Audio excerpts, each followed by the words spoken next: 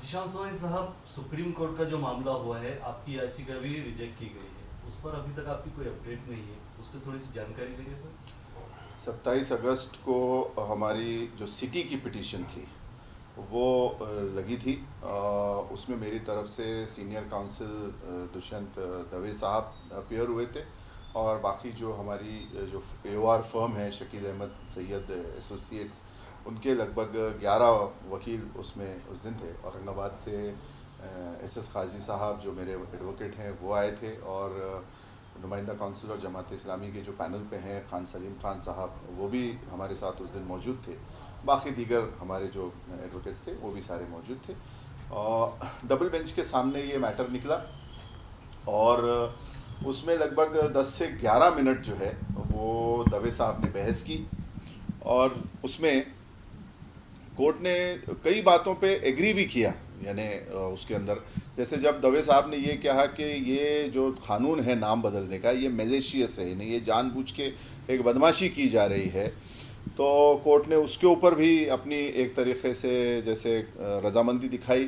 दूसरी चीज़ जो है, जब उन्होंने ये कहा कि ये सारा कानूनों का उल्लंघन हुआ है और ये जानबूझ के किया जा रहा है, हम सब जानते हैं कि ये क्यों किया जा रहा है, ये सारी बातें सुनने के बाद लेकिन कोर्ट का ये कहना पड़ा कि क्योंकि दो पिटिशंस, एक उस्मानाबाद की 2 तारीख को और एक औरंगाबाद की एक पिटिशनर है उनकी 9 तारीख को, ये 2 पिटिशंस हम रिजेक्ट कर चुके हैं, इसीलिए उसके मद्देनज़र या उसके वजह से कंटिन्यूटी में रखते हुए हम इस पिटिशन को जो हमारी सिटी की थी उसको भी उन्होंने खारिज किया। और ये भी कहा कि आप इसमें दूसरे प्लेटफॉर्म्स के पास भी जाने की वो करें, जैसे पार्लियामेंट है या असेंबली है, आपको इन प्लेटफॉर्म्स के सामने अप्रोच होना चाहिए। लेकिन हमारे जो सीनियर काउंसिल थे दवे साहब, उन्होंने ये कहा कि योर ऑनर, हमारे हिसाब से हमारे मुताबिक जो है वो आप ही सबसे सही प्लेटफॉर्म है इसमें। लेकिन कोर्ट ने वो बात को नहीं माना और हमारी दोनों जो सिटी की जो याचिका थी वो खारिज हुई है। ये 2 याचिकाएं खारिज होने की वजह से अभी हमको उसमें रिव्यू पिटिशन और क्यूरेटिव पिटिशन दाखिल करनी पड़ेगी। सर, ये नामांकन का जो मामला है, क्या इस पे राजनीति होनी चाहिए? राजनीति का मुद्दा बन रहा है, इस पे जरूरी है राजनीति होना?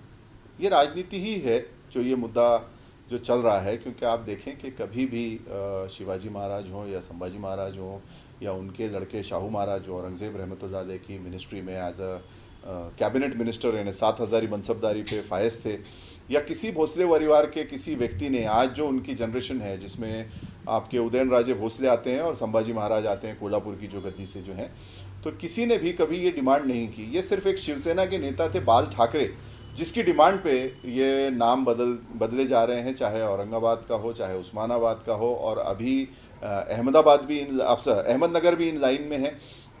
तो ये जो सब हो रहा है ये शिवसेना के नेता ये जो कह गए थे उस पे हो रहा है। और बड़े अफसोस की बात है कि इसमें कांग्रेस, राष्ट्रवादी, ये सभी पार्टियां शामिल हैं और बाकी जो दूसरी जो पार्टी हैं जैसे एमआईएम जैसे, तो ये इसमें साइलेंट सपोर्टर रहे हैं। इन्होंने इसमें कोई भी कानूनी प्रक्रिया नहीं की, इसमें कोई इन्होंने कानूनी रोल अदा नहीं किया, सिर्फ इन्होंने इस पर बयानबाजी की, थोड़ा सा कुछ एक आंदोलन के नाम से कुछ किया, लेकिन उसका कोई लीगल स्टेटस नहीं आता है।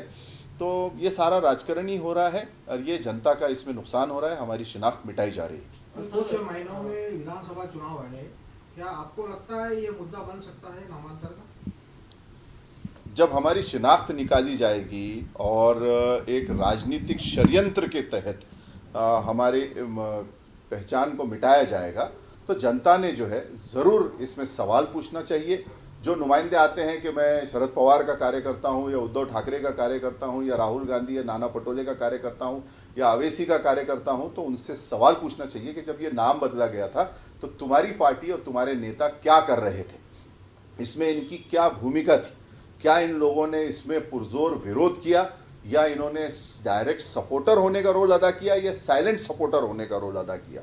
मुझे लगता है कि जनता को अपनी शिनाख्त, अपनी पहचान, क्योंकि ये जो सारा खिलवाड़ हुआ है इन नेताओं की वजह से नहीं हुआ है, ये जो नेताओं के साथ नहीं हुआ है, ये हुआ है जनता के साथ, यहाँ के औरंगाबाद के शहरियों के साथ, उनकी शिनाख्त के साथ। हमारी 400 साल पुरानी शिनाख्त, हमारी तहजीब को मिटाने का काम किया गया है। मुझे लगता है कि जनता ने, इनके जो नुमाइंदे आते हैं उनसे सवाल पूछना चाहिए। सर, जैसा कि अभी एमएलए इलेक्शन आने वाले हैं, क्या आप भी इस मुद्दे को लेकर राजनीति कर रहे हैं इस पे?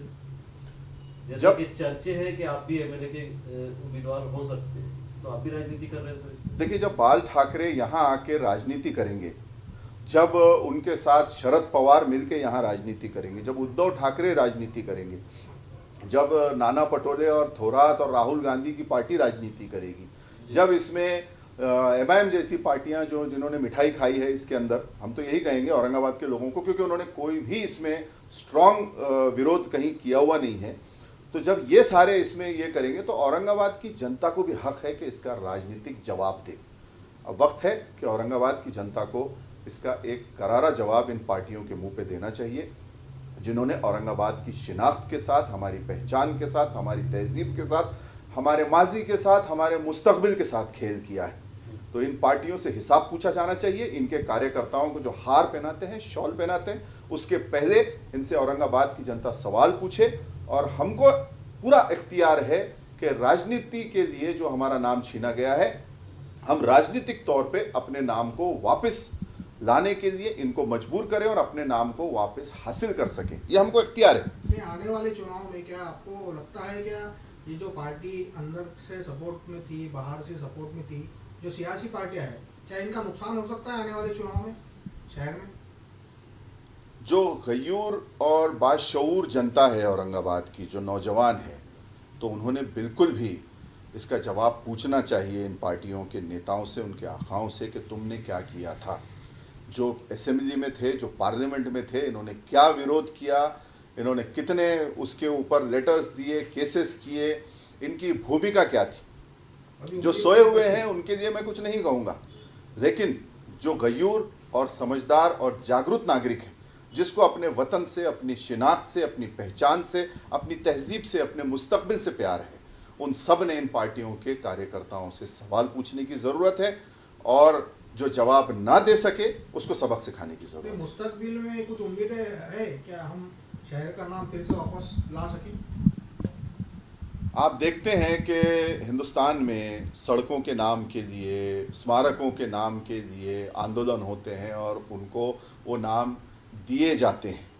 तो हमारा तो ये 400 साल पुराना नाम है और इसको हम वापस ला सकते हैं। क़ानून में भी इसका प्रोविज़न है। ठीक है, इस वक्त जो हुक्मरान बैठे हैं वो एक मानसिकता के हैं, कोर्ट्स पे भी कहीं ना कहीं हमको लगता है कि प्रेशर है, लेकिन अगर जनता इसमें सड़क पे उतरती है और अपना हक मांगने लगती है, इन कार्यकर्ताओं को साइड में करके, जो कहीं ना कहीं साइलेंट रोल अदा करके जनता को बहकाने का काम करते हैं, तो मुझे लगता है कि ये नाम बिल्कुल वापस आ सकता है। इन पार्टियों को मजबूर किया जाना चाहिए।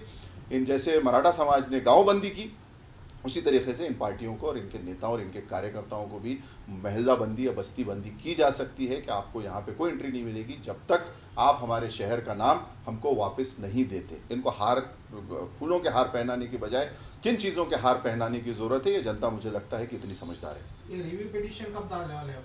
हमारी रिव्यू पिटीशन जो है, अभी हमको उसमें 1 महीने का वक्त मिलता है। पहले मुझे लगता है कि जो हमसे पहले जो याचिकाकर्ता थे, उनकी रिव्यू पिटीशन जाएगी या नहीं जाएगी, अब देखते हैं। लेकिन हमारी पिटीशन 1 महीने के अंदर अंदर जो टाइम है उसमें दाखिल हो जाएगी, और उसके बाद हमारी क्यूरेटिव पिटीशन होगी, जो होती है कि हायर बेंच के पास ये केस ले जाए। जैसे अभी 2 जजेस थे, तो 2 जजेस के बाद अब ये 3 जजेस के बेंच पे जाए, इसीलिए हम इसमें क्यूरेटिव पिटीशन भी दाखिल करें।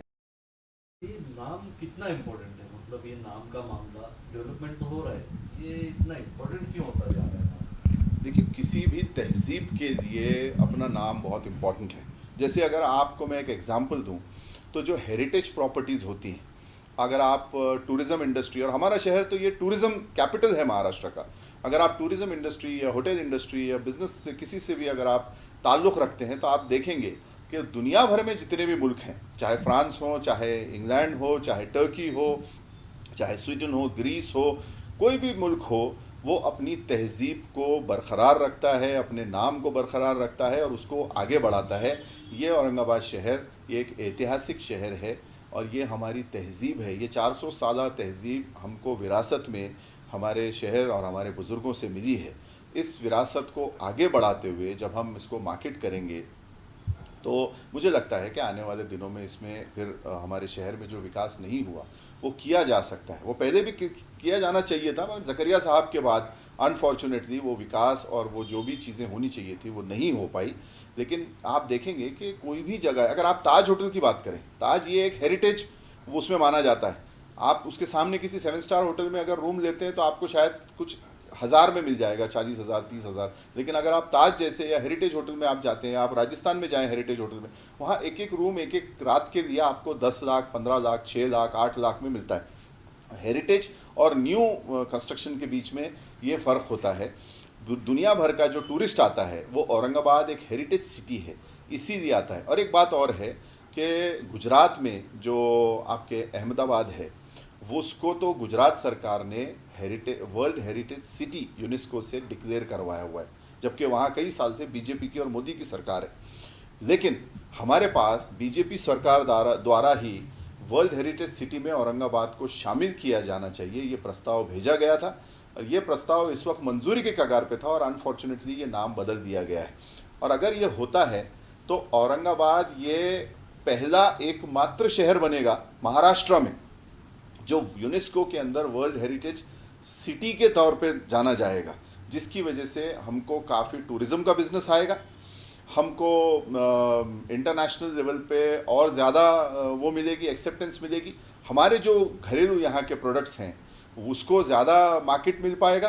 तो हमको कोशिश करनी चाहिए कि अपनी हेरिटेज को ज़्यादा से ज़्यादा मार्केट करें, जैसे दूसरे कंट्रीज़ कर रहे हैं। आप देखें, आप जाइए टर्की पे डालिए, आप क्लिक कीजिए, या आप इंग्लैंड के जो है वहाँ के सिटीज़ में क्लिक कीजिए, या आप ग्रीस देखिए, ये कीजिए। तो जो भी है फ्रांस के ये सारे जितने हेरिटेज या इंपॉर्टेंट हिस्टोरिकल शहर हैं, इसको इन्होंने बहुत अच्छी तरीके से मार्केट किया हुआ है। वहाँ इंडस्ट्रियल ग्रोथ भी हुई है, लेकिन वहाँ का जो लोकल पुरानी पहचान, पुरानी तहजीब थी, उसको उन्होंने संजो के रखा है और उसको ही आगे उन्होंने बढ़ाया है। तो इतनी बड़ी चीज़ हम कैसे खो दें सिर्फ एक बाल ठाकरे के कहने पे? अगर ये शिवाजी महाराज या संभाजी महाराज के द्वारा कहीं से अगर ये प्रस्ताव आया होता तो चलो, ये पुराना प्रस्ताव है, इस पर सबने बैठ के चर्चा भी की थी। लेकिन ये बाल ठाकरे के कहने पे औरंगाबाद के लोग ये अपनी शिनाख्त से क्यों हाथ धो दें, ये सवाल उठता है। इसका हल क्या है सर आपके हिसाब से? इसका हल बड़ी आसानी से निकाला जा सकता था, लेकिन अनफॉर्चुनेटली हमारे पास की जो यहाँ जो क़यादत रही, चाहे कांग्रेस के ज़माने में रही या कांग्रेस के बाद कहें, मुझे लगता है कि वो सीरियसली उन्होंने इस बारे में सोचा नहीं। अगर इसमें आप देखते तो बहुत आसान था इस इशू को टैकल करना, क्योंकि यहाँ पे 2 सेंटिमेंट्स तैयार हो चुके थे। एक सेंटिमेंट जो बहुत स्ट्रांगली प्रिवेल करता है वो ये है कि ये शहर औरंगाबाद था और औरंगाबाद रहना चाहिए। इसमें हिंदू, मुस्लिम, बुद्धिस्ट, सिख, ईसाई, जैन सारे धर्म के लोग आते हैं जो चाहते हैं कि शहर का नाम औरंगाबाद रहे। कुछ लोग हैं जो बाल ठाकरे की उस बात के ऊपर थोड़े एक्साइटेड हो गए कि इसको संभाजी नगर कहा जाना चाहिए। उनको ये नहीं पता कि ये संभाजी नगर क्यों होना चाहिए, जबकि खुद संभाजी महाराज के परिवार ने कभी ये डिमांड नहीं की। तो वैसी सेंटिमेंट, वो भी हमारे ही लोग हैं, हमारे ही भाई हैं, उनको भी उस सेंटिमेंट को सेटिस्फाई करना ये हमारा काम है। ये किया जा सकता था। जैसे आप देखें कि इस वक्त पूना के अंदर जैसा शहर बड़ा हुआ तो 2 महानगर पालिकाएँ हुई, पूना और पिंपरी चिंचवड। बॉम्बे के इर्द गिर्द कई जगहों पे जैसा एक्सपेंशन हुआ तो और म्यूनसिपल कॉरपोरेशंस का अमल में क़याम में आई वहाँ पे। उसी तरीके से औरंगाबाद ये अभी, और जो जब मैं प्रेसिडेंट था कांग्रेस का, जब 115 वार्ड थे, उसके बाद 126 हो गए थे। अभी जो हमको पता चल रहा था, जो नहीं हुआ डिक्लेयर, कि 140 के ऊपर वार्ड्स जाने वाले हैं। अगर हम इसमें वालुज महानगर और सिडको के और जो फ्रिंज एरियाज़ हैं, जो झादर एरियाज़ हैं, देवलाई सातारा के आगे के बाड़ापुर, ये सारे जो न्यू डेवलपिंग एरिया है, चिकलठाना है, इधर से पीसा देवी के उधर का एरिया है, ये सबको भी अगर महानगर पालिका में ले लें तो यहाँ बहुत जल्द जो है 2 महानगर पालिका ये क़याम में आएंगी। जब 2 महानगर पालिका क़याम में आएंगी तो जो पुरानी महानगर पालिका है उसको औरंगाबाद के नाम से रखा जा सकता है। डेफिनेटली जब 2 महानगर पालिका बनेंगी तो उसका नाम दूसरी का आपको कुछ ना कुछ और रखना ही पड़ेगा। तब उस वक्त जो संभाजी नगर का सेंटिमेंट रखने वाले हैं तो वो महानगर पालिका जो है वो संभाजी महाराज के नाम से की जा सकती है। एयरपोर्ट का जब प्रपोजल गया था महाविकास आघाड़ी गवर्नमेंट के टाइम पे कि ये एयरपोर्ट संभाजी महाराज के नाम से किया जाना चाहिए, तो मुझे नहीं लगता कि किसी ने भी उसका विरोध किया था कि ये महाराज के नाम पे क्यों रखा जा रहा है। ये विरोध महाराज को नहीं है, ये विरोध शिवाजी महाराज को नहीं है, ये किसी धर्म विशेष का नहीं है, ये एक इलाके के लोगों का विरोध है कि आप हमारी पहचान क्यों ख़त्म कर रहे हैं। मैंने इससे पहले भी कहा कि अगर ये रामपुर सीतापुर होता तो हम उसके लिए भी लड़े होते, क्योंकि ये मुल्क, पूरा मुल्क हम सबका है, हिंदू मुस्लिम यहाँ रहने वाले बुद्धिस्ट सिख ईसाई सबका है। हमारा सबका ये दायित्व बनता है, कर्तव्य बनता है कि हम अपनी ऐतिहासिक पहचान को बचाए रखें।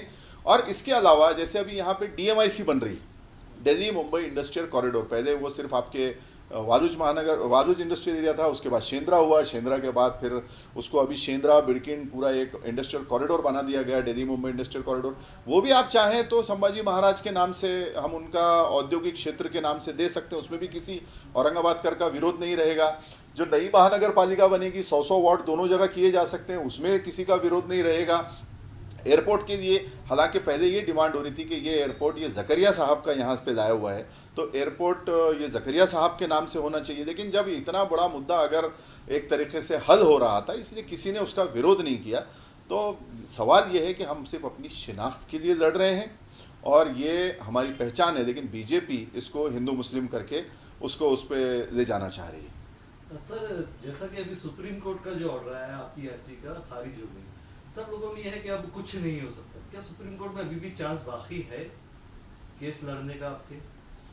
देखिए, मैंने आपको, मेरा मकसद ये है कि ज्यादातर रिव्यू पिटीशन का इतना असर नहीं होता है। सिटी के अंदर ज़रूर हमको ये 2 याचिकाओं की वजह से जो लड़ी ही नहीं गई, जैसे मेरे उसमें मैंने ऑर्डर की कॉपी आपको दी है, मेरे उसमें 12 वकील खड़े थे, इंक्लूडिंग मेरे सीनियर काउंसिल दवे साहब, जिन्होंने भी हाल ही में जो एक ऑर्डर लेके दिया जिसमें जस्टिस गवई साहब ने कहा कि किसी के घर पे भी बुलडोज़र नहीं चलाया जाना चाहिए, उसमें भी सीनियर काउंसिल दुष्यंत दवे साहब ही थे जो हमारे साथ में इस याचिका में थे। और गुजरात राइट्स के भी केसेस ये दवे साहब ने लड़े थे। अगर ये जो याचिकाएं जो पिछली जो खारिज हुई, अगर ये प्रॉपरली लड़ी गई होती तो मुझे लगता है कि शायद कुछ ना कुछ उसमें से पॉसिबल हो पाता। लेकिन अभी सिटी में हमको सेटबैक बैठा है, इनकी वजह से हम कोशिश करेंगे कि रिव्यू पिटीशन और उसके बाद क्यूरेटिव पिटीशन। क्यूरेटिव में ये होता है कि आप 2 जजेस की बजाय उसको फिर 5 जजेस सुनते हैं और 5 जजेस के बाद उसको 3 जजेस के पास ट्रांसफ़र किया जाता है। तो ये तो सिटी के अंदर तो हम पूरी कोशिश करेंगे कि इसको ज़्यादा से ज़्यादा हम पूरी ताकत लगा के लड़ें और इसमें इंशाल्लाह हम इंसाफ लेके आएँ। साथ ही साथ जो हमारी तालुका, डिस्ट्रिक्ट और डिवीज़न की याचिका है वो अभी नहीं लगी है, उसके हमको लगता है कि इम्कानात अक्टूबर के आसपास हैं लगने के। तो जब वो लगेगी उसको भी हम मजबूती से लड़ने की कोशिश करेंगे और जनता से भी ये अनुरोध है कि वो इसमें अपना विरोध दर्ज कराए ताकि जो कोर्ट्स हैं या ज़्यादा गवर्नमेंट्स हैं वो उसको इस बात को सीरियसली लें। Thank you.